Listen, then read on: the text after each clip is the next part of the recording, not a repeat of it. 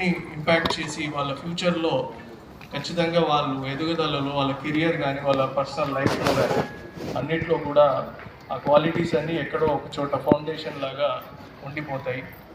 అలానే నా అందరు టీచర్స్ గురూస్ కూడా ఈరోజు నేను పూర్తి గ్రాటిట్యూడ్ ఇస్తున్నాను. అలానే నా ముందున్న మీరు కూడా ఆల్ టీచర్స్కి నా హృదయపూర్వక గ్రాటిట్యూడ్. మీరు ఎందుకంటే ఎంతో పిల్లల్ని షేప్ చేస్తున్నారు for the future of the country.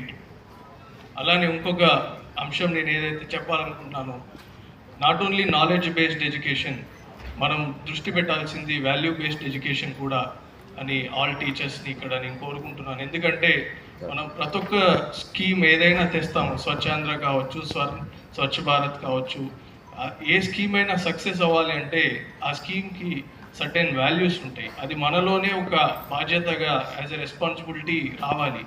ఆ రెస్పాన్సిబిలిటీ ఎక్కడో నుండి స్టార్ట్ అవ్వదు, ఇంటి నుండి స్టార్ట్ అవుతుంది. ఫస్ట్ 3 years ఇంటి నుండి నేర్చుకుంటారు పిల్లలు. ఆ తర్వాత మ్యాక్సిమం టైం స్కూల్లో స్పెండ్ చేస్తారు కాబట్టి మన టీచర్స్ నుండి నేర్చుకుంటారు. ఆ టీచర్స్ అందించే వాల్యూస్ నుండే నేర్చుకుంటారు.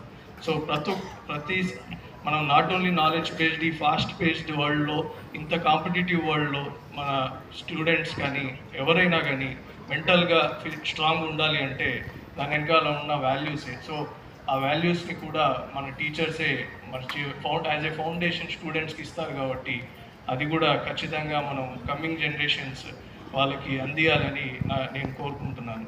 అండ్ ఇంకొక లాస్ట్ అంశం ఏంటంటే, డెస్టినీ ఆఫ్ ఎ నేషన్ ఈ shaped in the class room అని చెప్తారు.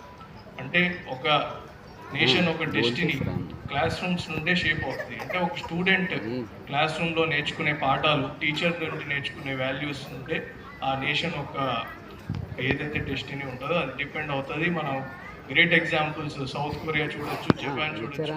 వాళ్ళ స్కూల్స్లో నాట్ ఓన్లీ ఎడ్యుకేషనే కాదు, వాళ్ళకు చాలా వాల్యూస్ నేర్పుతారు. దానివల్లనే అక్కడ సిటిజన్స్ కానీ ఏదైనా చూస్తే చాలా రెస్పాన్సిబిలిటీగా వాళ్ళ బాధ్యతలు యాజ్ ఎ సోషల్ బీయింగ్ అన్నీ కూడా నెరవేరుస్తూ వాళ్ళ కంట్రీస్ ఎంతో ప్రోగ్రెసివ్గా తీసుకెళ్లారు. అండ్ అలానే మన honourable PM, honourable CM sir visionary లీడర్స్కి మన ఏదైతే Swarnandhra 2047 and Viksit Bharat 2047 as a developed India చూడాలి అంటే we have to strive towards it. So all టీచర్స్కి నా request, so you have a great responsibility coming ahead. మనము ఈ నేషన్ని డెవలప్డ్ నేషన్గా, గొప్ప కంట్రీగా ఇంకా ముందుకు తీసుకెళ్లాలంటే మన షోల్డర్స్ మీద చాలా రెస్పాన్సిబిలిటీ ఉంది. సో ఆ రెస్పాన్సిబిలిటీని నాట్ యాజ్ ఏ బర్డెన్ తీసుకోకుండా యాజ్ ఎ ఆపర్చునిటీ తీసుకొని all teachers should strive towards that. దీంతో మరొకసారి ఆల్ టీచర్స్కి, నా జీవితంలో ఉన్న టీచర్స్, గురూస్ అందరికీ గ్రాటిట్యూడ్ పే చేస్తూ ఈరోజు నేను మీ అందరికీ మరొకసారి హ్యాపీ టీచర్స్ డే తెలుపుతున్నాను. ధన్యవాదాలు.